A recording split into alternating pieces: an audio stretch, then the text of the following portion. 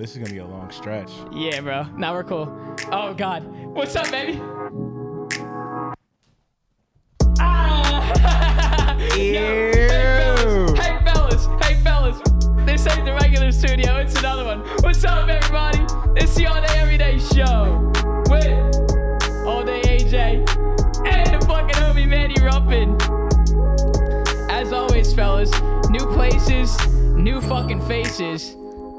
Always powered by Dimers. So before we get into what we're going on to today, I've been shouting out Caesars, and that's what I'm going to do right now. Caesars, we are in Auburn, so maybe I'll do this. Fuck it, I'll just do this one. So we are in Auburn, Alabama, so the first time I'll be able to shout out Monkey Knife Fight. Yes.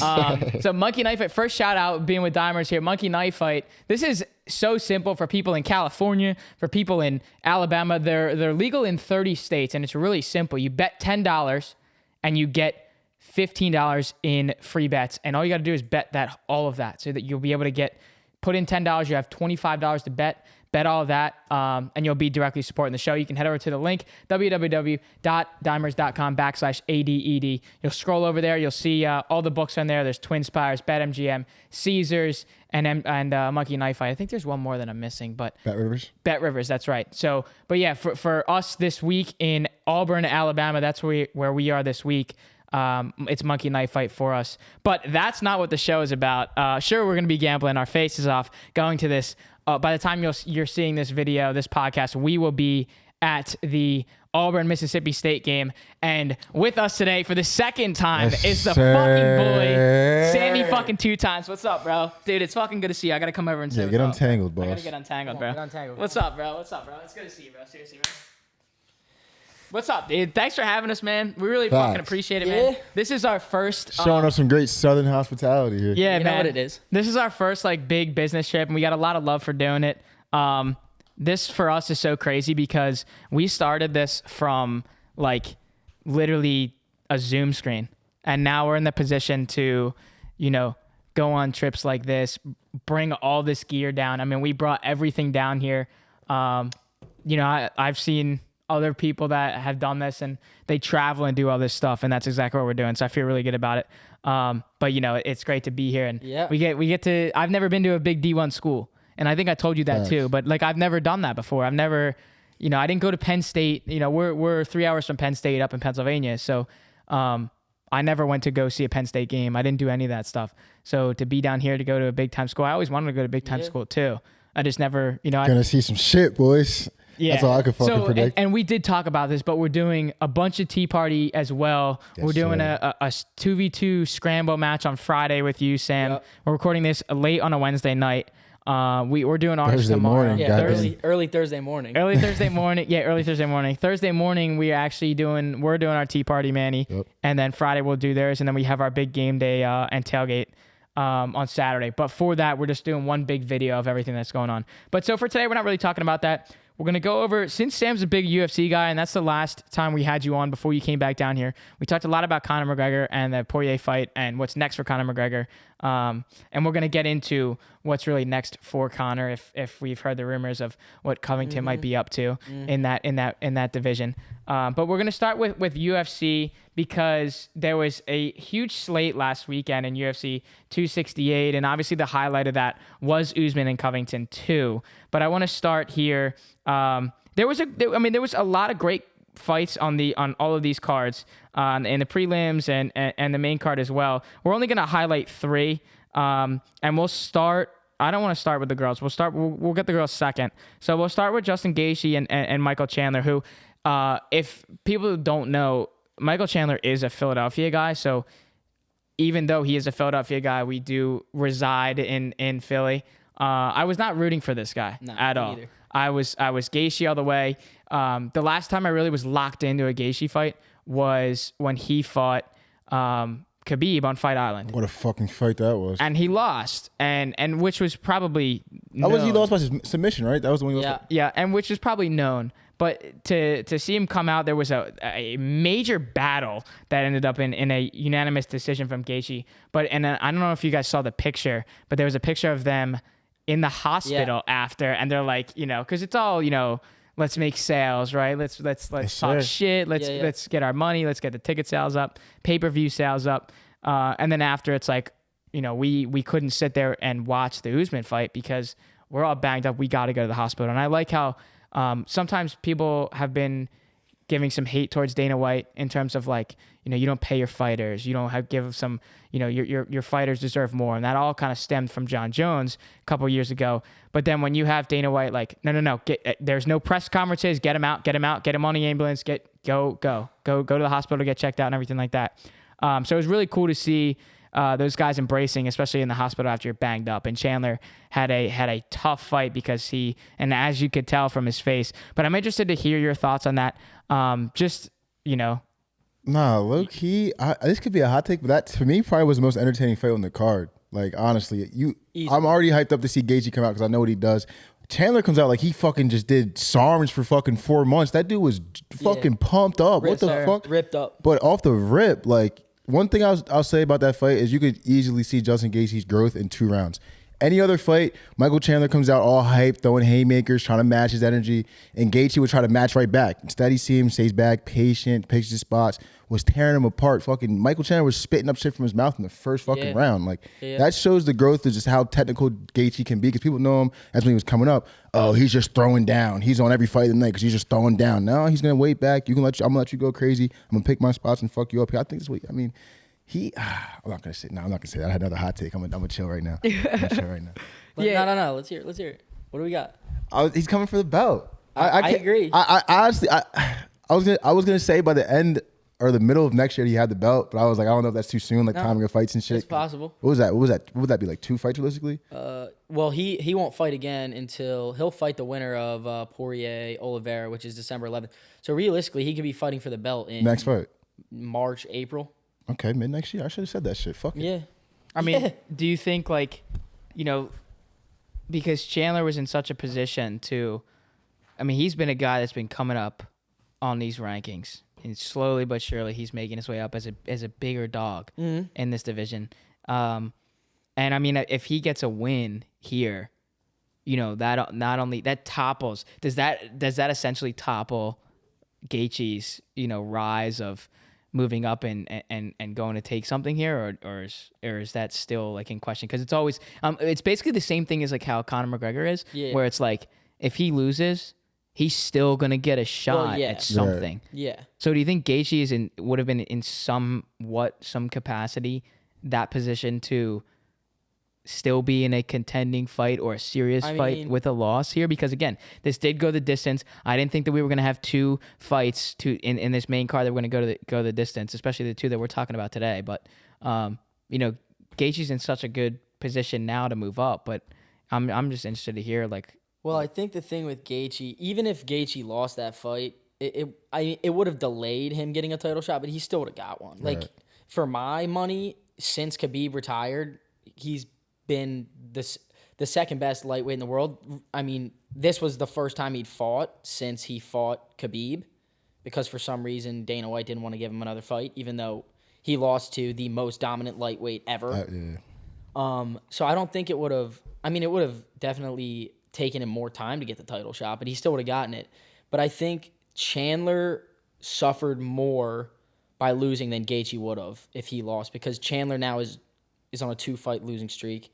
He lost to Oliveira for the title, and then he lost to Gaethje again. So not saying Michael Chandler won't fight for the belt, but I think now you're looking at realistically, well, if Conor's going to fight Chandler, which has been swirling about 2022, I don't know what nobody knows what Conor's going to do. Who knows? Right. But I think Chandler now would have to fight 2 top 5 guys again and beat both of them to get the next title shot. Because now it's going to be Gaethje automatically has the next title shot. So whoever wins Poirier, Oliveira, Gaethje fights the winner. And then after that, it might be Islam Makhachev. He's gonna. I'm not even joking. He's gonna run that division. He is literally Khabib 2.0. Yeah, he's gonna run that division soon. I could absolutely see him holding a belt by this time next year, probably. Absolutely. Maybe sooner. Because I don't think it matters who's holding the belt. He's such a good wrestler that he's beating anybody. Yep. Get him to the ground and it's over. He will submit you. He'll ground and pound. And he will control you on the ground for 25 minutes and win. Well, what's interesting about this fight, this Gaethje fight, is in the press conference, there was a clip of Gaethje talking about the stuff that Chandler was saying. He was like, all he's talking about right now is his toughness standing up, and he just wants to punch me. He wants to stand up. Wait till he sees my power. Wait till you see how fast you guys see he's shooting for my legs. He wants to take me to the ground. Well, wasn't that's one of the big things about Gaethje? He took Chandler's legs out in what, a round and a half? Yeah, he had a big fucking belt on his legs. That's why in the Khabib fight, they were like, this is going to be a greater fight than Khabib's ever faced because of the ground game that Gaethje has. A lot of the fighters that have fought Khabib in the past before that fight, the stat was and the statement was, well, they don't have the ground game that he does. They can't really match that. Well, Gaethje was the guy that could at least hang with him on the ground. Yeah. So it was interesting to see that, and when he said that, he stayed true to that statement because he's like, well, I'll still stay up with you. I will. But wait till you see how fast he wants to take me down because of what I'm doing. And what did he do? You see in the picture of them at the hospital, Chandler's face is just mauled. Bro, but the thing is, he's a fucking maniac. Did you see? He didn't even have his hands up. Third round, he's like this, like yeah, taking shots, like he was spitting up something out of his mouth and then going like this again. Like, you're a fucking maniac. He's crazy. Bro. He's insane. I mean, it didn't help him. Maybe if he kept his hands up in the third round, like he literally was walking forward with his hands on his legs, and it's not like Gaethje's a bad striker. Gaethje will pick you apart if you don't protect yourself, and that's exactly what he did. Gaethje picked him apart in the third round. It was brutal. Now, do you think, like, in terms of where Gaethje can go from this? Because I don't know, it's tough to say. Like, when you look at Chandler, it's like, oh well, Chandler and all the Chandler, Covington. Even though they lost, and we're going to get to that Usman fight, but even though those two guys lost, they still have a chance to fight top-notch guys in this division. Absolutely. So, and they lost. Yeah. So we're looking at Gaethje here. Where do you think, like, where do you see him going? Because he gets a win. Title shot. The next time he steps in the octagon will be for the 155 belt, 100%, without a doubt. There's no point in him fighting anybody else besides the champion. Okay, see, that was my question. I was like, so this is that automatic title. It's guaranteed. I think Dana White said, don't quote me on this, but I'm pretty sure Dana White already said, like, he's earned it. He's earned it, 100%. Where does Poirier match in all this? Well, I don't know who's going to win the Poirier-Oliveira fight, to be honest. Really? Oliveira is... I feel like he's more complete a fighter. Arguably, I don't know any of the stats, but I want to say he has the record for most submission victories in UFC history. He's a submission god. He's insane. But that being said, Poirier is a great striker. I mean, Poirier's wrestling's okay, not as good as Oliveira's, obviously, but I don't know. I think it'll be an interesting fight.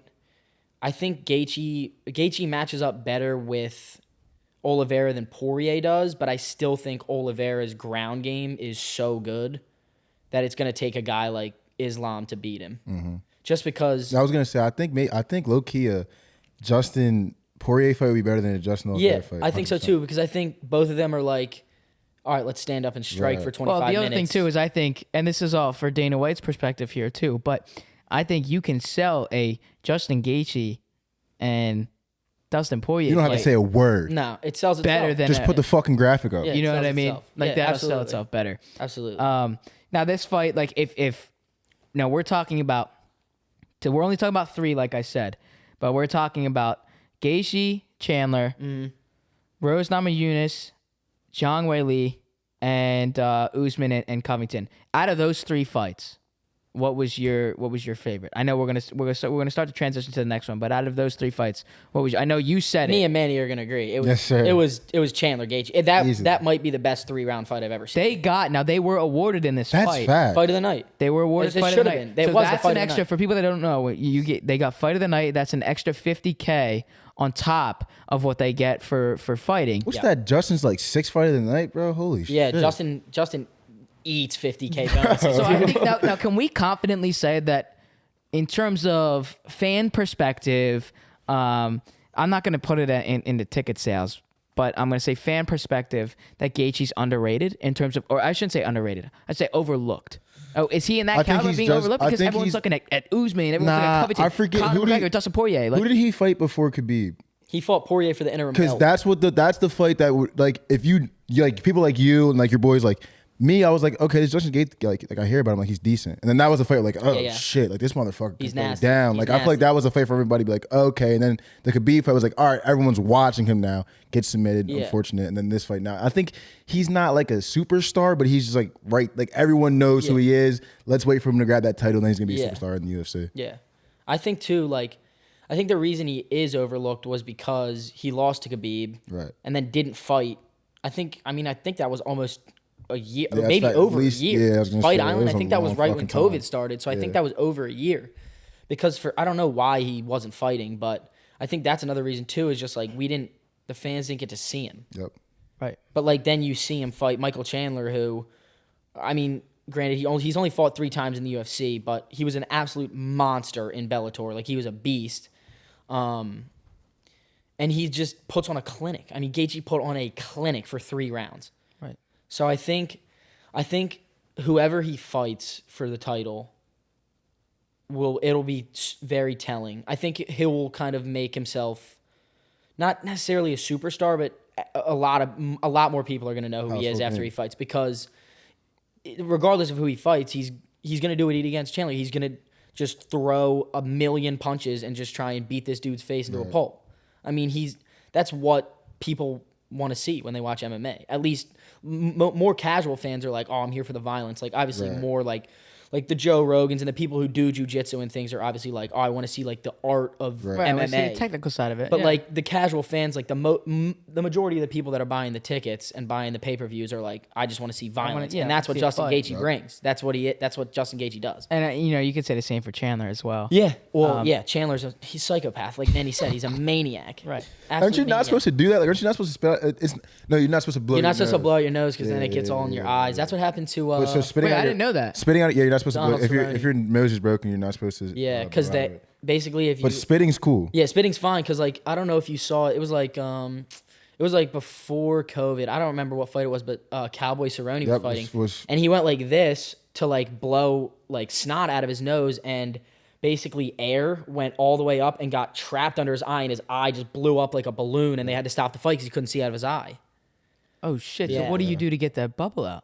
Do you have to pop it? Oh, I don't know how you do that. No, just What don't. the fuck? Don't blow your nose. I guess Yeah. in the fucking ring. Just Holy shit! So it just popped. They blew up like a balloon. yeah, you can. Yep. Yeah, after the show, look it up, dude. It's wild. It literally looks like Yeah, a balloon. Tyler Like put that it's shit so on screen quick, now. it just goes. Yep. It's insane. I did not know like that. Yeah, it's crazy. That's why, like, so because I'm not too deep in. Yeah. I know my shit, but like, I'm like, he spit out of his mouth. Like, you're supposed to fucking do that shit. He's like, no, you're supposed to spit out your nose. I'm like, all right, Chandler, you're a wild motherfucker. Yeah, he's either way. he's Either You way. see it all Either way, dripping he's down his crazy. face and Yeah, everything. bro. Like, what the fuck? All right, so that was that was our Justin Gaethje and Michael Chandler fight there. And like I said, we're only gonna do 3 today, so we're gonna head to the girls, who was just a fucking battle, and I Great loved fight. how they were Great fight. how they just kind of led off this Usman main event of the evening. So we'll head to Rose Namajunas and Zhang Weili, and before we do that, if people haven't seen that I've been sipping from this today, Michelob Ultra, this is probably my favorite beer. I'll tag you in the comments and all that, but you know what to do. You know how I like doing my plugs for all the OGs in here. I've been plugging my stuff on Tea Party. So Michelob Ultra, it's the superior light beer. We have 95 calories and 2.6 carbs. I don't give a shit. I don't give a shit about the Miller Lite commercials that are like, oh, we're the same, we're only 0.2 carbs more, we're 4 calories more, we're right around the same. Ours just tastes a little bit more, weedier and a better tasting beer. I like the slim fucking can. This is a great beer. At Michelob Ultra, hit me up. You know what to do. Yeah. Also, just to be clear, Alex is not being paid to say that. He genuinely just loves Michelob Ultra. I'm not being paid The to say first that. thing he did when he came in this house was Yeah. grab a Michelob. Yeah. A good old Mickey. I'm not kidding. That's literally the first thing I did when we Yeah. walked in here. We're setting this shit up. These two idiots. So here's the thing. Let me tell this story. So Come on, Mickey D's. So all right. So Come we on, land. dog. Yeah. Before we I move still on. don't get any fucking barbecue. Tell the story. Yeah. So we land in Atlanta in the big ATL. Trey Young In the in the A, brother. In So the we land in A. Atlanta. It's an hour and a half Luda. from Luda. Yeah. Let me tell that story. We got fucking stories, bro. All right. So first story is we're on the escalator up, and if you guys haven't seen, it's gonna be gone by now, but hopefully you saw this on our Instagram story. We're on the escalator going up from the concourse area to go to our baggage claim because we have we had a total of like 6 suitcases to get here. By the way, they're just another not a great trip. Got the workout. Just a note, yeah, you know, like an expensive load of gear to bring. I'll tell you that. But so we're going on the escalator up, and there's a big billboard ticker, and it has a bunch of pictures on it. So Ludacris comes up, and man, he puts on a story, and he's recording, and he goes, "Luda." And this lady is standing in front of us on the escalator up, and there's so many people on these escalator. And she turns around and she goes, "That ain't nothing. Welcome to Atlanta." Yes, sir. I was like, okay, Yes, like sir. this is what we do here in Atlanta. Sir. So then to go on top of that story, we are on the way back. Again, it's an hour and a half from the ATL airport to get here where Sam is. And we were like, dude, we're starving. All of us only had one meal today. I mean, it was a long travel day and everything. So we're like, you know, what are we going to do? And we got to get food before we come back and record and everything. So we stop at McDonald's. We go through the drive-thru, and Sam's like, "Hi, so can I get 6 cheeseburgers, 3 orders of 10-count chicken nuggets, and 3 large fries?" So then we bring everything back. All right, we get it all back in, and then we're starting to unload everything. And Sam's like, "Dude, no, Manny. Manny's like, bro, they fucking forgot the fries." So there's and no the barbecue sauce. and there's no barbecue sauce. We asked for that too. So these two run out the door, and they're like, "All right, we're going back." I'm like, "Here, take the receipt so you can show them." And I start to set everything up. You know, I'm in here by myself. Drinking your Mickey. Drinking my Mickey, of course. I hear some fucking bangs outside. The timer outside of these lights go off. I think somebody's trying to fucking break in. I'm grabbing the pole of the light to ready to fucking stab somebody for coming in this house. Whatever. That was some size. It's super quiet. I'm like, what the fuck? I just watched like Conjuring again. I'm like, oh God, someone's coming. So then they come back, and we're almost close to being ready to go. They come back. And we get everything laid out on the counter. And Manny's like, "Bro, they fucking forgot the barbecue sauce again. The second time." So the McDonald's here in Alabama has Listen, definitely it's been bad a little start. different. Bad start. But I will say I do like No overall reviews. no, yeah, there's I'll say this though. I said out of 5, what would you give it? Taste included.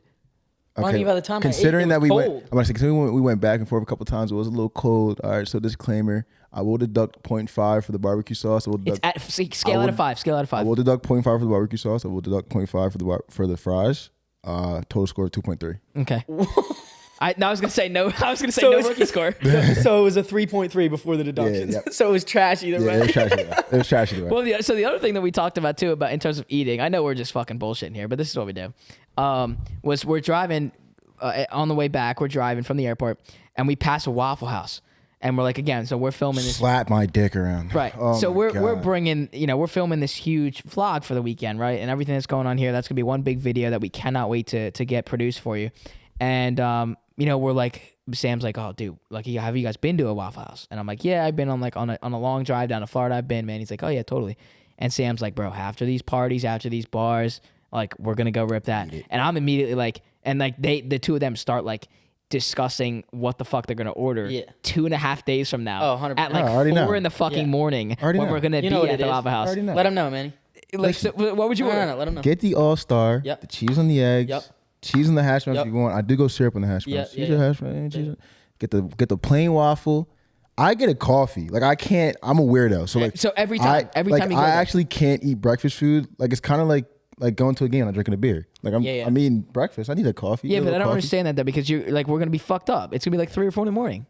Okay, that's a different story. You know what I mean? That's what I'm saying. Yeah. So I was thinking Waffle House in the morning. All right, late night. Yeah, I'm good. Because Sam was good. Say what you were saying, bro. You were saying like this is like the best drunk food ever. It is easily. No, it is. It's because Am I missing you something, get though? so much food. No, that's All everything. right, good. Well, butter and syrup on the waffle, right? Facts. All right. Facts. Now we're good. But yeah, it's the best drunk food. You just get so much food. For like what? Is Yeah, that- it's like here's the thing. $7 I've never- and you hold get on, a I've never waffle. fucking heard that. I've never heard that as like a thing. So like, and now we're down south, so Waffle House is a little bit more present, Right. Right. That I mean, that's Yeah, it's that's everywhere. Yeah. So Everywhere. is that like a usual thing for you? Again, like I've never been down to like.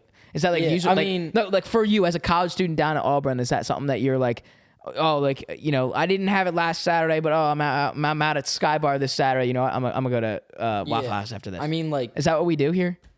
I mean, not every time. No, I'm not saying every time, but is that like more But frequent than? yeah. Oh, absolutely. Way more. I feel like frequent. I feel like it's a couple times more a than month. I'm Like thinking couple- is what you're saying. A couple times a month yeah, easily. Maybe like 2 times a month. Like definitely like, I'd say like 6 or 7 times like a year. Probably. Go to the fucking For Waffle sure, House. for sure. But I mean, I don't go to Waffle House like sober. Like I've never. Well, I have, but like not like since I've been to college. Like it's usually like when I'm coming home from Well, the bar. they say that for a hangover, like greasy food Yep. and obviously Absolutely. hydration helps out. So like when you go to fucking the greasiest of all at Waffle House, like you need it. You know what I mean? Yeah. But yeah, so I just wanted to bullshit and talk about their stories, and I'm sure some more stories are gonna come up too. And I love it, dude. I love having somebody else here where we can just share these stories. And hopefully, obviously, these people enjoy these stories as well. But okay, back to UFC, to Rose Namajunas. And thank you for that one. I was struggling a little bit. And Zhang Wei Li. Okay, so the one thing to start this off, before I turn this over to you, Sam, is I really love this girl, Rose. Yeah. Obviously, because she won.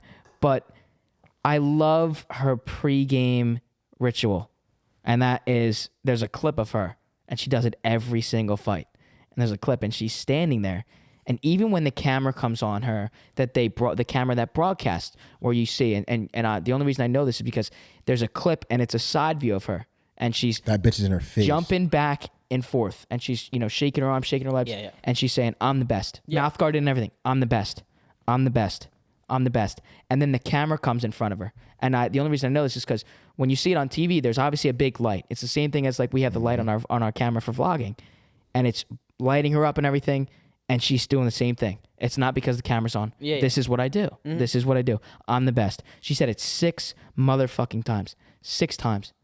And she is the best. Yeah, she is. Because she won this fight. Yeah. What were your thoughts on this fight? I think this was a great preview to take us into the main event of the evening.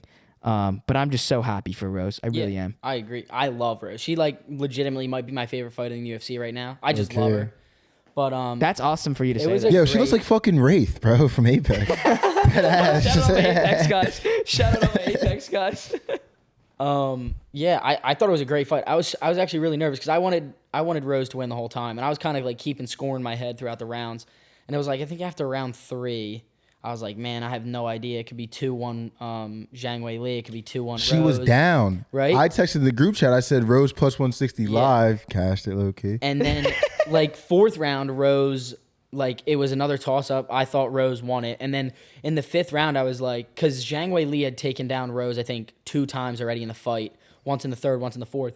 And I was like, if Zhang Wei Li takes her down, it's over. Because she's just going to keep her on the ground like she did the other 2 rounds. And then out of nowhere, Rose gets the takedown, has like 4 minutes of ground control time in the 5th round, and wins it. I think there was a 49-46, which I did not see at all. I thought it should have been 48-47 across the board for just Rose. because I have the stats here, so takedowns were 5. So Zhang Wei Li was 5 out of 11 on takedowns, and then Rose was 2 out of 2.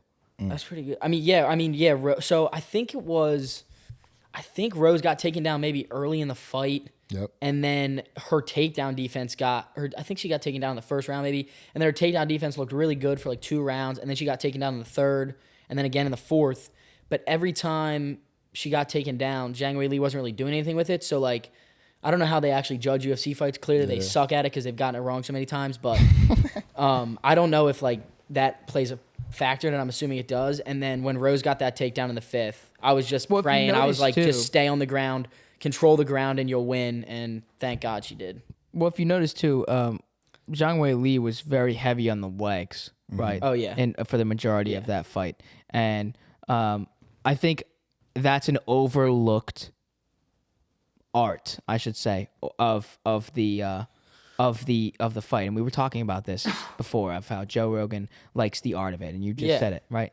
So in terms of that, it's overlooked, and I'm only making this comparison to the legs because you look at McGregor in his past couple of fights. You're saying leg kicking? Yep. Okay. Damaging Like the what I was saying about Justin. Damaging the legs is underrated. Yeah, And I shouldn't say that. I should say overlooked, because you look at the past couple of fights, and I don't want it to seem like I'm bashing Conor, but a lot of this goes back to some of the mistakes that have happened with Conor in his recent fights, and I guess the start of his downfall. And that's shitty to say, but you know what I mean. Oh, 100%. I mean, it's the truth, and it's sad for me to say it, especially we're, the two of us are huge Conor McGregor fans. Some people I know are just haters of him, like, I want to see him. That's a little weird. You know what I mean? In my opinion.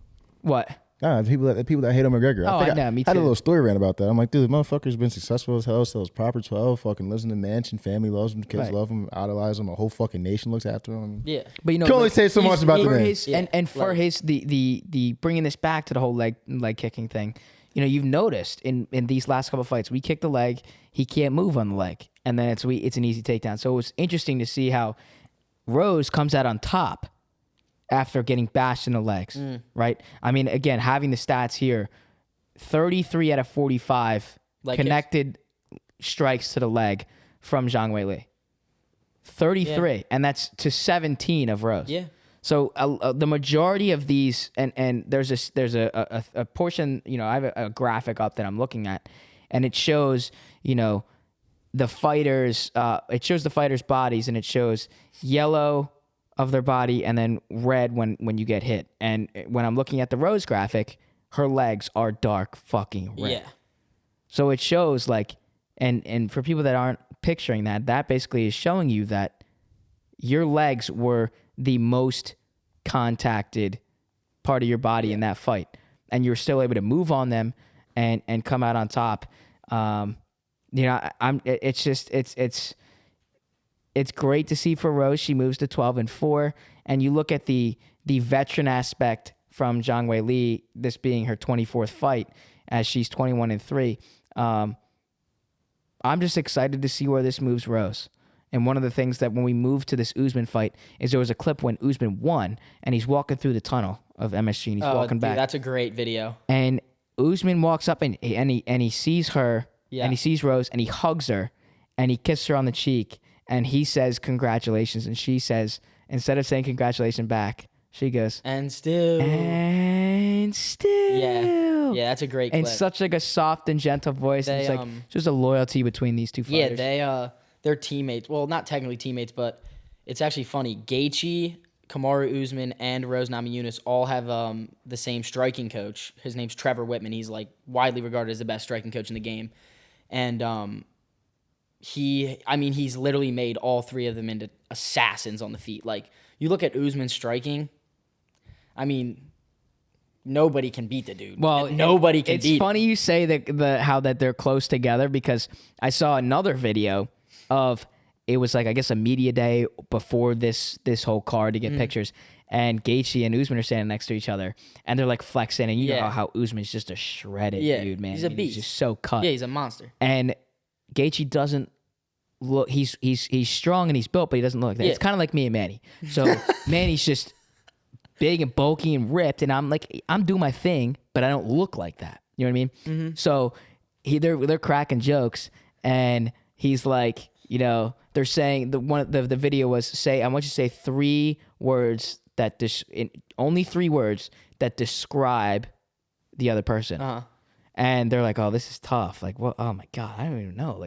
And they weren't joking. They were saying, it's just hard. So they were say powerful, strong, whatever, hungry, whatever. And then Gaethje's like, yeah, I'm the big brother.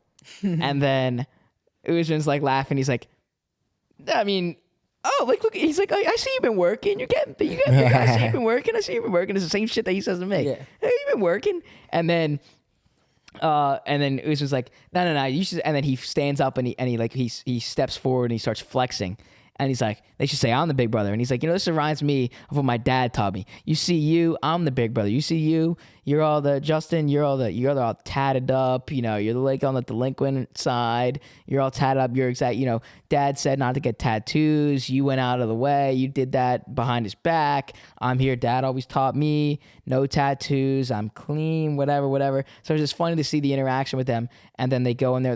And it's cool to see because these guys are warriors. Yeah. These guys are warriors. And to just see that they still have that relationship that, there's a chance that we might go clash and we might have to fuck each other up. But we have this relationship. Fact. And that's different for me too, because I don't necessarily understand that yet. Where when we get to the end of these fights, it's like football, bro. And they're just hugging each other. I'm like, bro, I'd still be fucking mad at you. Like, It's I'm a gonna mutual. fucking hit you. It's a Like, I mutual. don't understand that. Nah, it's Right, a I get mutual that, respect, but- bro. It's just like football. It takes a certain kind of person just to mash your head against somebody for 60 straight minutes. Like at the end of the day, like, yeah, you're a fucking bitch for what you did the second quarter, but I mean, you're a fucking dog too. Like, I feel like they feel the same way. Yeah. Like, listen, for those 25 minutes, like, I hate you, but it takes, I mean, 0.0000.1% of the people on earth for stepping this octagon with me, so I'd get to at least some respect for doing that. Yeah, shit, that's doing right. that job. That's totally right.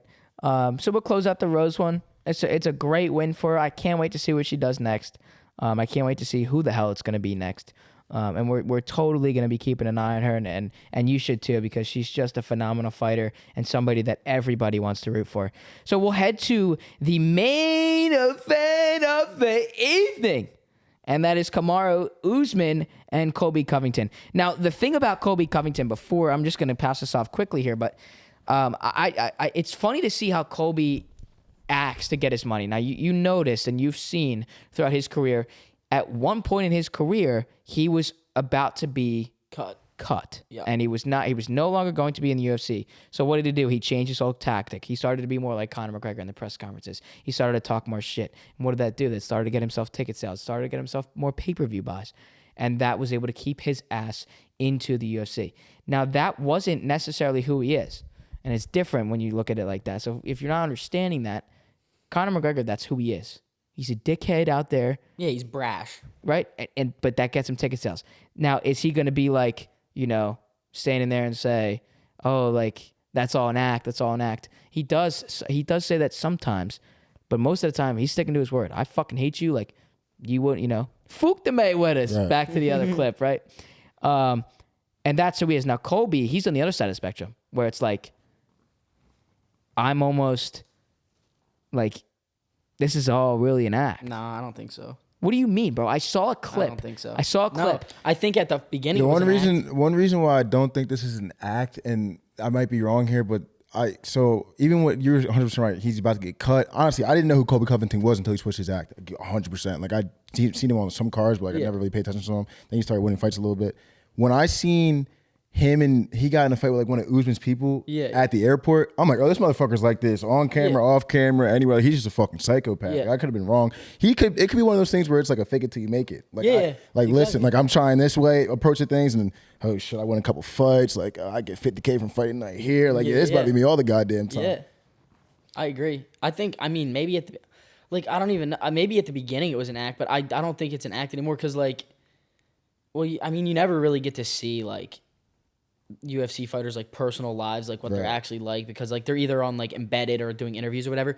But like I don't know, like he's a really good actor if this is an actor. No, but so now this is what I'm going to tell you. So I saw a clip again, and a lot of these are clips, and it's cool to see these clips because it shows you a different side of like what's really being put out on the media and on these fight cards, right? So this clip was of a fan saying he's a newer fighter, he is a fighter, and he's working towards taking it to the next level. How can I do that? Like, how do I stay motivated?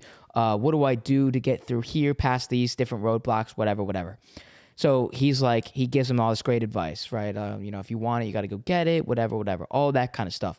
And then the fan says back to him, you should show this side of yourself more often. I think, people would like you more and people would respect you more, whatever. And then Colby laughs and kind of smiles at him. He's like, that doesn't sell, though. That doesn't sell. Yeah. I've never seen that clip. So which is true. It wouldn't sell. It wouldn't. But then how about this? At the end of the fight, and everybody saw this, at the end of the fight, they hug. And all the shit that was being said in the press conference between the two, I'm going to come at you again. And Usman's like, well, in the first fight, you whined to your bench and your corner, and you said, my jaw's broken. Stop the fight for me because I don't want to do it. And his jaw was broken. He broke his fucking jaw. Yeah. So he's like, there's going to be a different story this time, talking all this shit. At the end of the fight, they embrace, and Colby hugs him. Colby Covington hugs him. They're standing very close together, face to face, almost nose to nose. And Colby says to him, I'm sorry for calling you all those things. It's all for the money. And he says it again. It's all for the money. It's all for the money. I have that respect. It's all for the money. So then this is why social media went off too, because he says all this, and then right in the next, in the press conference, he's like back in it, and he's like, I'm awarded that takedown. Everybody says he can't get fucking taken down. I took him down. I think that was pretty. That's some bullshit. That's some bullshit. You know, and he's right back in it. So then social media's going off, and they're like, well, look at him. By the snap of the fingers, he's right back into it. This is a fucking act, and I'm not saying that is a bad thing. I'm just saying this is an act, and it's working for him, and it's worked for him in the past to keep him in the UFC. And after this fight, he's gonna stay in the fucking UFC. A unanimous decision for Usman. All right, yeah, enough of fucking Colby Covington, bro. When I watched this fight, like when you watch the first, well, not the first, when they fought the last time. I feel like there was definitely like a gap, but then you see like a whole, just after all the training, there's a whole nother gap. Like he cannot keep up with them. I'm thinking right now, when this came out as a topic, I want to ask you, Sam, I want to ask you too. Usman versus GSP, who wins that fight? I'm probably gonna say Usman, dude. I don't know, dude. That's tough. Usman versus GSP in the welterweight division. Who wins that fight? Both in their prime. Yep. I'm probably taking Dude, Usman that's so tough. That's the first thing. I literally watched the Sam, fight because there was a gap. Like because Usman's like been the undisputed best in that, but like there was a gap in that last fight. But then you see that like striking everything, the gap got wider. It's like okay, no one actually can beat him. Like maybe someone can. He's got to be up there. Sam, but what did you say? I think you said definitely... Usman about striking, bro. You're like he's the best striker. Like no one could beat that. Oh, dude. Well, like, nobody in the division can beat him. Like period. He's not gonna lose the belt At all. unless he gives it up or moves up and wants to fight. Exactly. But in terms of all right, I'll say this. I think Kamaru Usman is either already the greatest welterweight of all time or one more title defense away from being unanimously the greatest welterweight ever. That being said, GSP was an animal in his prime, okay?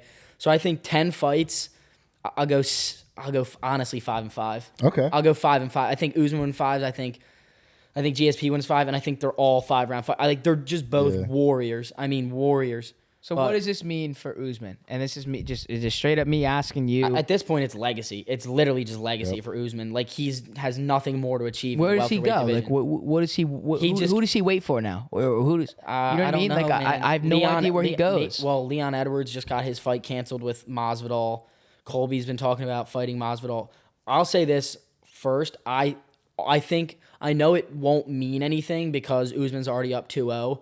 But Colby Covington is far and away the second best fighter in this division. Yep. And there's almost no way you can't do a trilogy. You have to do a trilogy. Is this going to be It doesn't mean anything, but Colby Covington it's Usman, Gap, Covington, big gap, and then whoever else. Leon Edwards, whoever else. But Colby Covington is always going to be right there. Like obviously not close, but he's always going to be the second best guy. So he's gonna have to keep getting title shots. Is this gonna be like what would Kobe like? What would he have to do? Like he would have to figure out a way to take Usman. him down. Usman looks sharper than him. Yeah. He looks like he's in better shape. He's even better. before that fight. I don't know if you guys saw it. Usman literally walked like so. Covington had his back turned. He was looking at the gate. Usman walked across the ring and like looked him in his soul through the back of his skull, and I was like, "This is a bad jaunt for Kobe, a bad jaunt." Yeah, I don't know what he could possibly do. Like I don't think there's anything like he can do. But I don't know if there's anyone can do. He should have had him down. And what was that? I think that was the second. No. That was the when he knocked him down. Yeah. I mean, he should have. No. Oh, when he stumbled, bro. That was like right at the. That should have fucking ended right there. So you gotta give a lot of props to Kobe. When that happened, I was ready to leave. You know exactly what I'm talking about. He was ready to leave for this. I was ready to leave. Usman was playing with his food. We don't like that. Yeah, but what I'm saying is he should have had it there. So we have to give some credit to Kobe for staying alive. Fact. Because Colby's a beast. Tough motherfucker. Colby's a beast. All right. I think it's unfair. I think it's unfair that I mean obviously Colby as like that whatever whether it's an act or not, people don't like him. I get that. I don't personally like him either, but you can't take credit. He is a beast. I mean. Anybody not named Kamaru Usman in the division and Colby's beating them. Like, he's that good. Kamaru's just that much better. Book it. I like that. You're saying so that. I love it. Yes, Colby Covington lost twice to Kamaru, but I don't think that's necessarily a knock on Colby as much as it is praise to Kamaru for being so dominant and so much better than Colby, who is the second best 170-pound fighter on planet Earth. This could be a stretch, but I feel like it reminds me of like the Khabib run. Like everybody who Khabib beat is like, all right, dude, like you're good, but it just makes Khabib look that much better. But speaking of, you said something about uppercuts. How about that fucking Gaethje uppercut? Holy shit, on one of these, dude, it just went nasty. Oh my, I had to bring it up, bro. That shit was Nasty. disgusting, bro. So nasty. Didn't he get up after that too? That didn't end the fight. Michael Chandler That didn't end has the fight. a chin of granite. Oh That my man God, would bro. not That stay ass- down. He has the American dad chin. Literally. That ass Unreal, fucking dude. just, you're not, no. Unreal. Bro, speaking of Said fights, American boys. Dad. What? Deron Williams, Frank Gore. Still, Oh, yeah, oh my yeah, god. Frank Oh Gore my is god. plus 185. I don't know how. Value. I don't know how. Yeah. Value. Wait. Hammer it. Are you Money line, surprised hammer though? it. Hold on a second. Yes. He's an old ass Have you man. seen his He's an neck? old- Dude, so is Deron Williams. Deron Williams is like 40. Probably has a beer belly by now. So we have this is on Jake Paul and Tommy Fury's undercard. Yeah, Yeah, what, yeah. The hell? Yeah, what the hell? We have Frank Gore just to make all this fucking bullshit. That's not Jake Paul's fight's not the main card. I'm watching Deron. Just Yeah. to feed more bullshit into this fiasco of Jake Paul, right? We now have Frank Gore and Deron Williams to add to that. So that's on the undercard. That was added. I think that was today from Bleacher Report. I saw that. And, I mean, this to me, I said this to you earlier on the flight. This to me shows that Deron Williams needs a fucking bag. I don't like Needs money. think I don't know like that theory. necessarily, though. Just imagine like you were an athlete for so long, you're not doing like I don't know what he's doing, maybe coaching the AAU team or something. So we're choosing to go get our head bashed in. Yeah, but it's like you gotta understand these Come on, guys have bro. been superstar middle school, superstar high school, Yeah, I superstar college, superstar in the league, inducted into a Hall of Fame, two Hall of Fames, get my jersey retired. Now like my name is just not being brought up anywhere. I go see Nate Robinson hop in the ring. I go see Woodley fight Jake Paul again. I'm like, all right, all I need to do is just I have a name and I can just get out here. I'm Word. going to Like, take it right yeah, on that path where you said my name hasn't been anywhere. I think it's part of the reason is he needs money, but I think also you hit It's it the right on the name. nail. He is Not not relevant. used. He's not used to having his name not be out there. He wants his Exactly. name called. He wants a chant for his name again, like he was when he was on the court balling. He wants that again. So I think that's a great point right there. I think that it's the ego more than the money. Yeah. And this is a side tangent, but look at Scotty. Scotty's trying everything in the world to do post Last Dance. To I say love shit it. I about- love it, dude. I love to what say shit Scotty's about doing. Magic. Yeah, he's emotional. I don't like. But Anything to push my LeBron agenda. yeah, so I don't care. 100%. Because I don't care. as much as I say I don't like it, everything don't care. everything I Scotty don't says, like care. Scotty's like, oh, the flu game was fake. Okay, I'm gonna keep that in the back pocket for my Bron debate. Like, all right, where's Scotty? But I just think like it's more of like the ego. I want my name to be out there in the press on ESPN more than so the pockets. That's all. That's what. Sure. I Yeah. Yeah, no, I agree. All right, so done with UFC. Let's go quick on Canelo, and then we'll go right to NBA and close this bitch out. So I'm not going to talk much on Canelo Alvarez. He beat Caleb Plant in this another battle of trash talk, and everybody knows that Canelo is just the baddest motherfucker on the planet. Now the thing Didn't Plant swing on Canelo at the fucking yeah, there Yeah, was and then like he got he swung. yeah, Canelo dipped that dodged it and joint, then yeah, popped him. him. Yeah. So what I wanted to talk about is this fight was on the same night as UFC 268.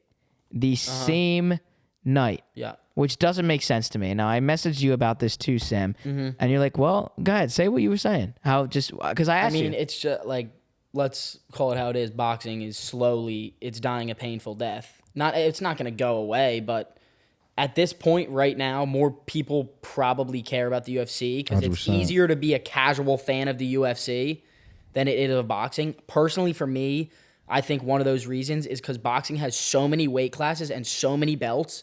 It's hard to pay attention to everybody. The UFC is, you have 20, 25 people per division, one belt per division, and you can kind of keep track of who has which belt. You know who's fighting when. Like, look at the Anthony Joshua thing, for example. Like, Anthony Joshua fought Alexander, whatever Usyk, whatever his name was. And no, like, unless you're like a diehard boxing fan, you probably didn't even know that was going on. Right. But the UFC, even if you don't watch the UFC, you know a UFC event is that night. It's all over SportsCenter. It's all over Bleacher Report. It's all over social media. Boxing it's just not that way. I will say I think boxing's gonna make a comeback though. In the I next 10 hope years. it- I really All hope it boxing does. needs. Boxing's just been missing the big names. You see when Tyson Fury and Deontay Wilder fight. Yeah. it's a big Huge, fucking thing. huge. Everyone watches that shit. But even people don't even peep. I mean, we got Tank coming up. Ryan Yeah. Garcia, if you want to focus on boxing, is Yeah. gonna be a fucking star. Devin Haney's a star. Shakar Yeah. Stevenson's a star. Like, there's a lot of young kids. Yeah. Like, top ranked boxing right now is okay. Like, if you're chilling one night, Top and Ranked's you good. have Top nothing to Ranked's do. good. Put on some top rank. There's some Rank's good real good. fighters. They're just missing like the stars. Like, they don't have. Yeah. They can't compete with the star power the UFC has, and that leads the casual fans to go over. And I think boxing, like, this is gonna sound kind of stupid because there's more elements in UFC, but I think boxing's kind of a little more technical. And to be casual in watching boxing, like it's just so hard. Like you got to understand like what style he fights. Like he likes to go 1-2s, he likes to go to the body. So I feel like you're 100% right. It's way easier to watch UFC casually. Way easier. And it's just like, I think I don't know. Someone said this. It was probably Joe Rogan. UFC guy Joe Rogan. He was like, boxing is a limited martial art. Absolutely. While UFC is like so like you can be so creative in Dude, UFC because you can jump kick, off the fucking you cage can and punch, kick. elbows, knees, like all that. I've seen this clip from Joe Rogan on TikTok, and it's from his podcast, and he's like talking about the McGregor and Mayweather boxing match, and he's like, so let's just say, for example, we take this to the octagon. Yeah. Floyd Mayweather, sure, he's dead. We'll stand there and we'll do our punches, and you might get your licks in, Floyd. You might get this again. This is what Joe Rogan said. You might get your licks in, but then, bang, you get a inside leg kick. Bang, outside leg kick. Then if he's done messing around with you, he'll take you to the ground, and then he'll put you in a chokehold, and then after that, he'll start busting your face open with elbows, cutting your eyebrows up, cutting your nose up. How many of those can you take? 4, 5, 6. How many of those can you take? So it's just a different. Obviously, it's just they're two different. Way sports, different, but it's so different. But Canelo wins this fight. I want to just touch on Dana White here. Obviously, this was an 11th round knockout. I'm surprised it went this long. I'm surprised Caleb hung out this long. And I know where you're. I see you smiling. I know what you know I'm going to say. And I'm eager to hear what your reaction is. So there's 2 things that I want to mention from Dana White. The first is that he had $100,000 on Canelo Alvarez to knock Caleb Plant out. And that obviously was successful. $100,000, I think it was to win $61K or $68K because not great odds because Canelo is the fucking best in the world. Yeah, best pound for pound. So the other thing is, and we'll comment on that in a second. I'll give it to you. But the other thing is, there was a press conference from Dana White after the fight, and they're like, "Yeah, so we've been hearing rumors of Usman wanting to fight Canelo," and I love how like just normal Dana White is with the press conference. He's like, it's just like the 3 of us are talking, and he's holding the mic and he leans forward and he starts laughing and smiling. He's like, wait, he said that? And he's like, no, not really exactly, but it was kind of like something that was brought up. And he's like, he just chuckles and Dana White sits back and he's like, you don't want to fight Canelo. Yeah, no. You don't want to do that. No. You don't want to do that. Absolutely and he was saying that the rumor was because Usman's striking is so good, like you said. But Dana White sits back and he's like, not Canelo. You don't want to do that. It's not Canelo. And then they're like, so they're talking about how we said boxing's kind of dying and whatever. And he's like, oh yeah, I watched it. Like they were like, did you see Canelo? And he's like, oh, I watched it ringside. Yeah, he was watching it on the TV. There's like a picture of him watching it in the middle of the Usman Covington fight. And then they go. Or the Rose fight. The Rose fight. And then they go, well, did you pay for it? and Dana White leans back and he smiles and he's like, yeah. He's like, yeah, I paid for it. Me, Dana fucking White. Me, the UFC president. Me, Dana White, I paid. Yeah. I did the pay-per-view for the Canelo fight. Yeah. So it was just, I don't know, some of that stuff was funny. I wanted to just, see what you were thinking of Usman thinking that he could fight that. And I don't know, I don't think that's him saying that, but you don't want to touch that, right? Oh, I hope now to that you God see, that right happens. now, this is becoming more prominent that, a UFC fighter can go get a shitload more money for going to fight these boxers, right? So that's why there was something that could have been a possibility. But okay, so we'll close out this show. We'll talk a little bit about the NBA. I'll kind of turn this over to you to kind of let you run this on where you want to go with this. I know you want to talk about a little bit about Sam's finals predictions and all that. So go ahead. Well, I wanted to. Looking back on our NBA or predictions before the season came out. I'm not switching up shit. I'm not switching up shit. We don't have to I can get into why I think the Lakers are still going to win the championship, even though they look shaky. But you had the prediction that the Warriors were going to win the finals, and I looked like I fucking got hit with a nuke. Like, I literally couldn't believe it. But at this point, it looks way more possible than, probably even low-key, more possible than the Lakers to an extent. It's almost like we know what the fuck we're talking about. Just because you're waiting for Klay to come back. Now, I'm really interested to see what they do with him and Jordan Poole. Like, do you put Klay off the bench to start? Do you let Jordan Poole, like, how do you stagger their minutes? What lineups do you have them to go with? But I think, if they keep playing how they're playing, they're ranked number 1 in offense right now, ranked number 1 in defense. Yeah. Draymond looks younger. Steph Curry's dropping 50 and 10 off a back-to-back. Yeah. Jordan Poole's probably going to win Most Improved Player of the Year. I don't know if you saw on that 50-piece Candace Wiseman's Parker still tweeted not. out. Like, they're missing pieces and they're still doing this. They're 9-1 right now. I just don't understand how. I don't know. What did you see? What did you see? What did I miss? I mean, I know Steph Curry, but I think the Warriors are good. I don't think they're winning at all. I mean, unless Klay Thompson comes back and he's pre-Achilles ACL back-to-back years Klay Thompson, I don't think they're winning at all. He hasn't played basketball since Jimmy Butler was on the Sixers. Yes, exactly. And it's like KD is an anomaly. No one tears their Achilles and is as good as Kevin Durant. Even Kobe Bryant tore his Achilles and was never the same again. But Klay Thompson tore his ACL, and then before he could play another basketball game, tore his Achilles.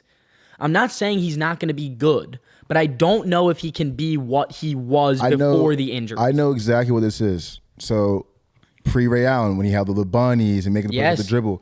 Yes, we saw Klay Sonics doing that. and the Bucks. We saw Klay doing that. Now you're going to see Klay. I think you're going to see Klay would do what Ray Allen did in Boston. I can still do all that, but I'm mainly going to sit here in this corner and jack up threes. What does that mean, though? I don't really know. Me personally, I still can't see the Warriors come out the second round. I really can't. Because they're going to have to play either the Jazz, Jamal Murray comes back, the Lakers, the Suns. I mean, Dallas is in the mix there. Yeah. Like, I don't think, like, that's a tough, I can't see the Warriors getting a top 3 seed. Yeah. So, I mean, they're going to be in that little 4-5 matchup, and then if you win that matchup as the 4 seed, then they got to go play the 1. So I don't see, unless they hold like this 9-1 pace and they get a 1-2 seed, that's their best chance. I agree. They can't stay in the top 2. I think it's just, I think they're playing really well, but I think it's too small of a sample size. Fact. Check back 41 games in. If they're still number 1 team in the league, sure, that sample size is large enough to say they're really good. They are really good, obviously, right now, but will they? I think they could potentially make the Western Conference Finals depending on the matchups. If they get the 1 seed, I think there's a good chance they can make the finals. But I think the key to them making the finals is they have to avoid the Lakers before the Western Conference Finals. Absolutely. If they play the Lakers in the second round, it's going to be tough to get past the Lakers, which is where I'll go next. And it's like, then fuck. Like, we're trying to dip the Lakers, and then, like, that. If we dip the Lakers, that means we're going for the Suns? Like, either way, the West is so stacked that it doesn't matter. Like, I'll say this. Suns are probably, I don't know if last year was, I don't think they were as good last year as everyone thinks. They were good, but I personally don't think they were as good as everyone was saying. Obviously, they're good. They could beat the Warriors. Chris Paul, Devin Booker, Mikal Bridges. Their whole team's stacked. Jay Crowder, everybody. Lakers obviously could beat the Warriors. I don't know. Is Kawhi supposed to come back this year? If Kawhi comes back and PG's playing like this, you never know. Even with PG playing like this, I still think they could probably take a series from him. I mean, and you still got the Nuggets. Like, that's a hard conference to come out of. I will say this: the Warriors doing this right now, you got to give a huge testament to what Draymond, Steph, and Klay has done from the beginning since they got there. Because I mean, the culture stayed the same for I think they played together for 8 years? Yeah, a which while. is crazy to me, but it's still moving out the ball. Great ball movement, play defense, knock down shots. It doesn't matter who's on the court. And that's like a huge testament to the leadership they have. I think they have a serious chance. But I need to know your finals matchup and your winner. Wait, but before you go, let me just say this though. How about the adversity? You just talked about Draymond and the whole guys right there. And they all have been able to come together. I just want to highlight the adversity that they all went through to come through with what they went through. Obviously, they went from a dynasty, 73 wins, right? Dynasty. Dude, even before that, like being and a talented young team. And then they go to nothing almost, right? But and I'm not saying nothing like you're right. They were still in the playing games. Compared to what they were. Exactly what I'm saying. Exactly what I'm saying. And then losing a playing game. Right. You get to the playing game. They lost 2 playing games. They lost to the Lakers, and then they lost to Ja and the Grizzlies. Exactly. So I just think, the adversity they go through, and then now we're sitting here right now on a late Wednesday night in Alabama saying that the Warriors are now sitting 10-1. Yeah. That's going to be a great fucking 30 for 30. Can we just say, bro, like I fucking said the Warriors. Well, like, I think this may not, and this probably won't, but it may not like feed its way to a finals and this prediction being right. But like I'm still really fucking happy about the pick. Yo, Tyler, clip that. It's looking good so far. We can't go brownies on it because the brownies were starting off good and we thought the brownies were going to. Very true. Yeah. Gotta pump the brakes. Sample size. It's all about sample size. That's right. Gotta pump the brakes. You're But this 30 for 30 would be wild. Oh, it's going to be crazy, dude. I mean, start with the Mark Jackson there. Yep. Steph Curry can't get on the court, breaks his ankle or trains his ankle every fucking 3 weeks. Yeah. Yep. Get him back. Klay Thompson becomes Klay Thompson. Draymond Green becomes Draymond Green.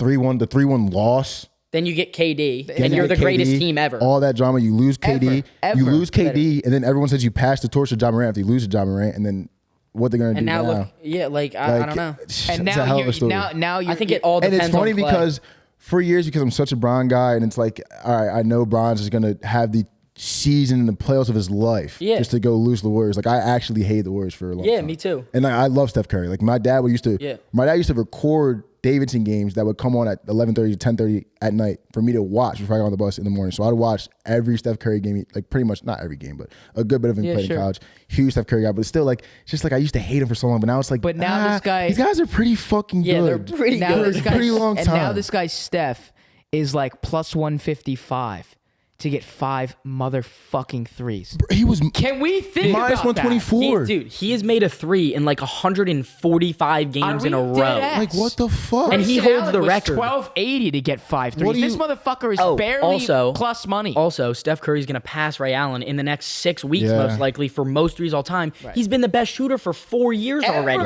Ever. Like, Ever. and Klay Thompson's got a real shot at top 3, top I was 5 gonna say for that, sure. I was gonna say they're 1 and 2. But There's now- no now- way. I think But they're, I I wanted think to they're say this 2 to you. up, but I There's could see Ray Allen being 2, but could- I have Klay too. But like, Ray Allen, yes, like, But but Ray here's Allen what wasn't pulling from 35. No, but here's also what I'll say about that too. Ray Allen took so many threes. Yeah, that's like true. if you look at the stats between like how many threes and games it took Steph to get to Ray Allen, Steph's like almost half as many shots, not half as many, but like a lot less shots. Absolutely. And Clay's the same way. And you Clay add- hasn't made as many, but he's taken so many less. And my that it's thing, like, my thing with Clay and Steph is where I put him over guys like Kerr and Reggie Miller and Yeah. and Ray Allen is because the off the dribble factor. Like no one's pulling off the Clay pulls off the dribble way less than Steph, but Clay Yeah. pulls off the dribble way more than Ray Allen Yeah. did. Like so you have to add that factor in too because it's way harder to show off the dribble and they do it so effortlessly. Yeah.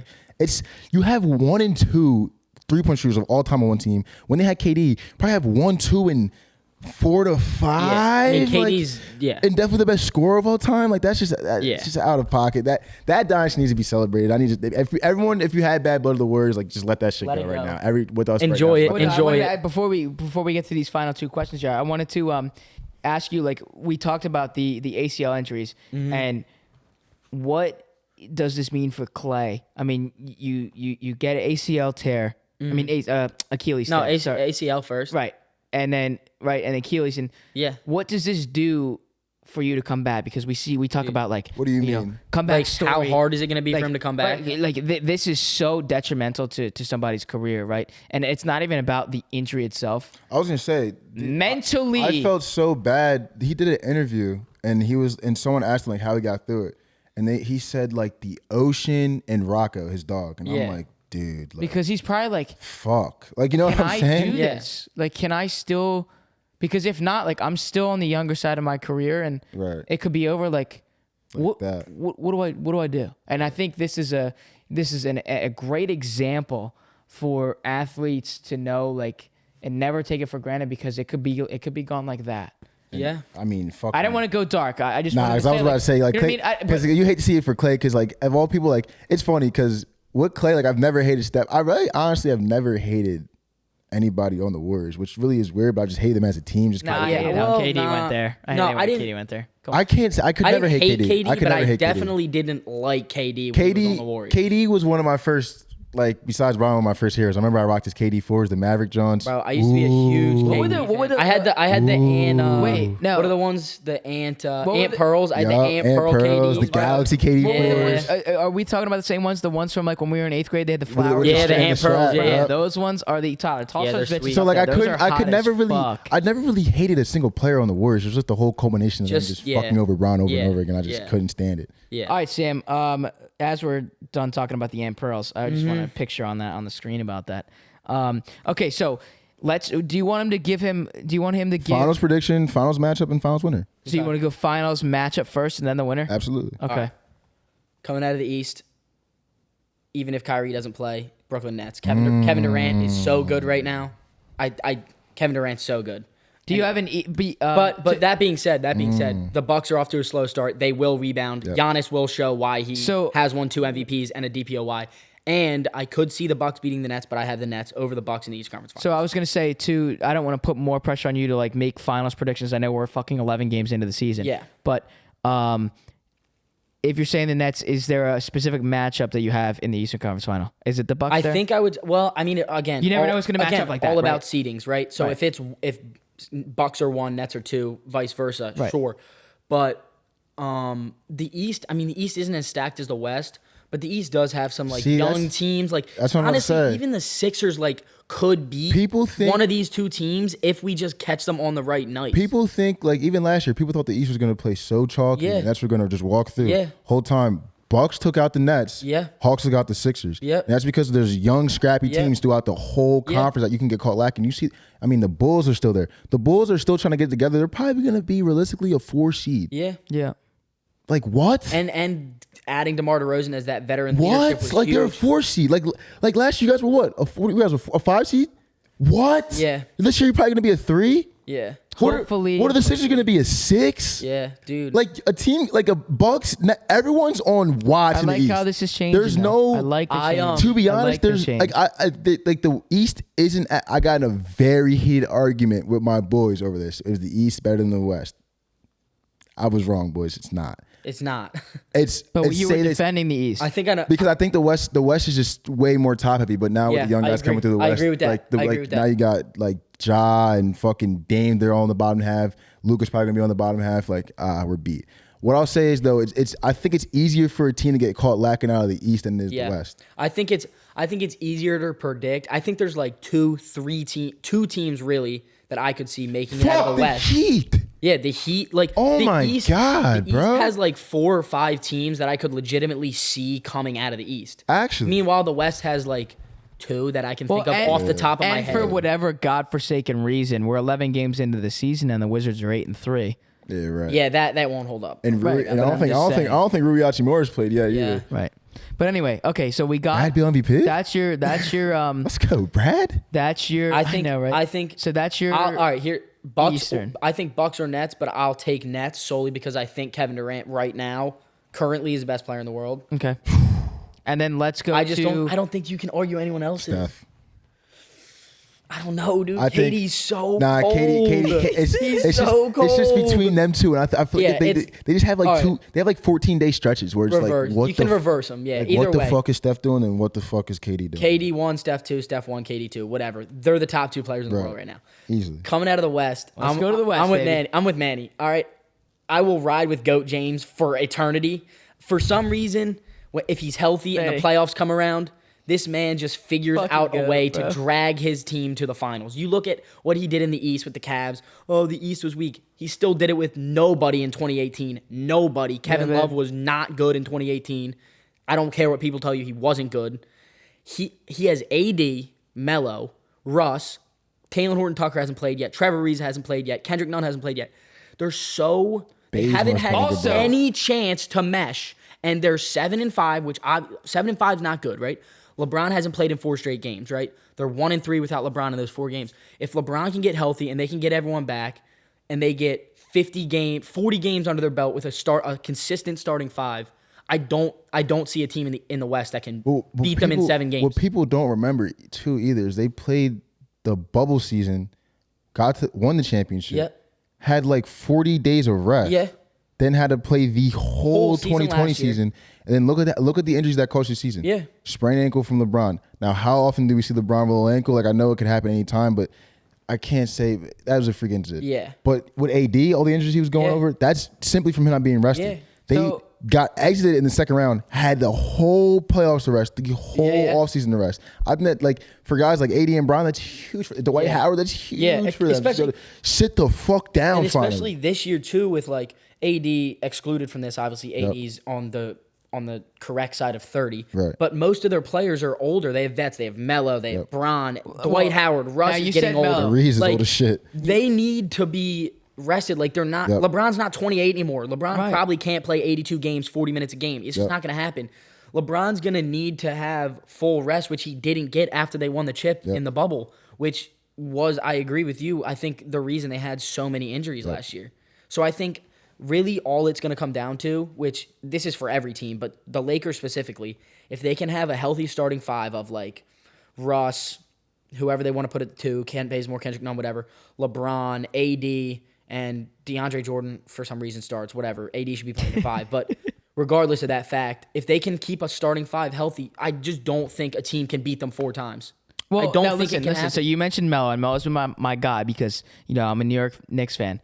And he is on pace to have the best shooting 52% career from three right now. of his 19-year career. He's shooting. He's shooting 52% from the three. What? I think he's in a perfect situation. If you shoot 52% from the 2, like that is a great. Like, is that LeBron James? Because LeBron James said he was on Jimmy Fallon or he was something, and Carmelo, and he was like, why now? And he's like, well, Bron called. And Yeah, he's Bron like, said, so LeBron said to me, he called up, and he's like, obviously he called, and he's like, we've never had an opportunity to play together. How do you say no to that? And he's like, and not even that. He's They've like, been friends for 20 years. It's not even that. He's like, we're both getting towards the end of the latter half of our careers.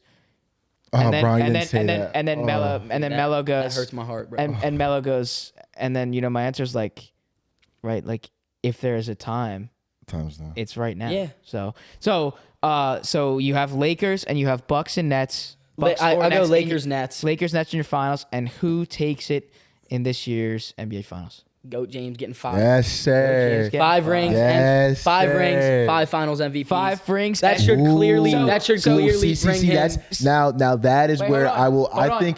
I think AD gets it. I don't think so. I think Wait, AD so you're gets saying it. 5 rings, and that's solidifying the bullshit talk of LeBron James sorry. is finally the GOAT. I mean, let's be honest. You don't think LeBron's the GOAT? No, I do. But I'm saying for everybody else, bro. Me and Manny are. Let's be honest. He's the GOAT. Anyone born before 1992 is just holding on to just dust bunnies and here's one thing I'll say.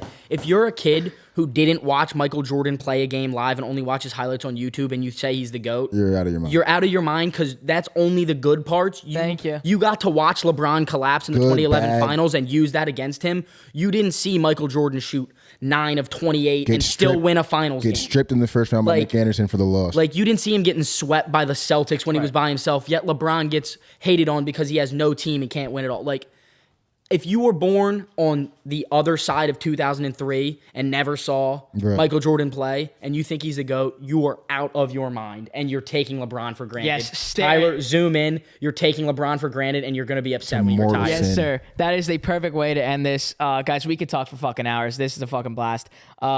We touched on all the UFC, a little bit on Canelo and NBA. We have Sam's finals predictions of the Lakers and the Nets and GOAT LeBron James coming out on top as we had to close out with the 3 of us riding the coattail of LeBron James being the GOAT over Michael Jordan. And again, for those 1992 Dust Bunny haters, that's fine. You just got to hang on to it. If you guys enjoyed this episode and you're watching on YouTube, hit that thumbs up. It makes us feel good, man. So you took my intro and the outro. No, bro. I always say that. I always pass it to you, though. Trouble in Paradise. Clip it, Tyler. Hey, off camera. and comment down below if you want to see anybody. We got some great news today of who we're going to be working with down the line when we go on our next trip.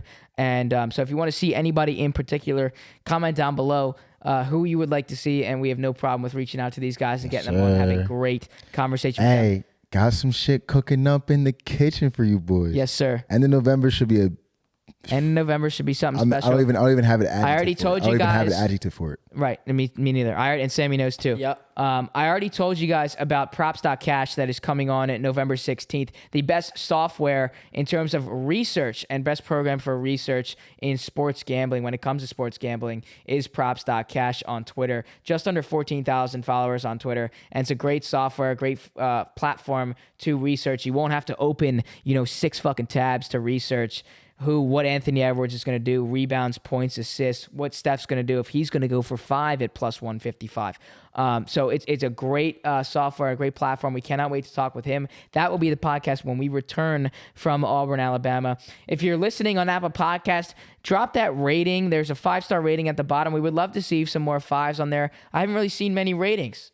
I know people are listening to the show. I see the numbers. So just scroll down to the bottom and hit that ratings. And if you want to follow the Twitter page and the Instagram page for all the pictures and the videos from this trip to keep up with us on what we're doing on these next 2 trips in this content month of November, at 8080 Podcast on Twitter and at 80pod on Instagram. TikTok as well. We're on our way to 1,000, and we have somebody that might be able to help us out with TikTok in the end of November. Both of you two know who I'm talking about. So if you get us to 1,000, we can go live on TikTok. And if you want to see us live and you're not already seeing us live on TikTok, you can check out the Twitch, which is just simply the All Day Everyday Show. Actually, it's just All Day Everyday Show. We're going to be doing a lot more streaming when we get back home. A lot more Apex, and Manny's talking about playing Valorant, so I guess we're going to start to get onto that bag. Vanguard, sorry. Vanguard. I was like, Fucked up. Skip my intro. Call of Duty. Skip my outro. Shut up, bro. Skip my intro. Skip my outro. No, it's not your outro. You can have it right here. You already told him to like and subscribe and all that bullshit, so I'm not going to tell him to do it again. Bro. You're the fucking... You know what I'm saying? Tip the intro, skip the outro. No. Call of Duty, Vanguard, Valorant. Cut the lying. shit. Yo, this is now the All Day Everyday Show with Manny Ruffin and Sammy 2 times. Hey, fuck with your... Hey, War Eagle. Hey, War Eagle. No, you are fucking... You're the analytics. I need... Where was the intro? There was no intro. There was no outro. It's okay. We win some, we lose some. Let's go, War Eagle, baby. We got content to make. It's all good. Come on, bro. I need some analytics. It's all good. You don't want to do any... Hey, yo, did go from 80% to 66% not subscribed watching the video. I look at that shit every morning. You know, Improvements. I'm my craft. But listen, if you made it to the end, appreciate you boys. Hit that like button, hit that comment, hit the comment for me.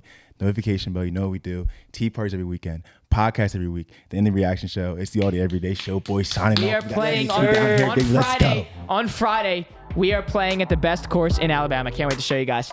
Let's go, boys. War fucking Eagle. You've been listening to the All Day Everyday Show with All Day AJ and the homie Manny Ruffin. Sir. Thank you, Sam. I love you. Yeah, love you, boys. My name is Alex Jacobs, but you can call me All Day AJ. See you later, boys. Let's have fun in fucking Alabama. Got me fumbling with my words and shit.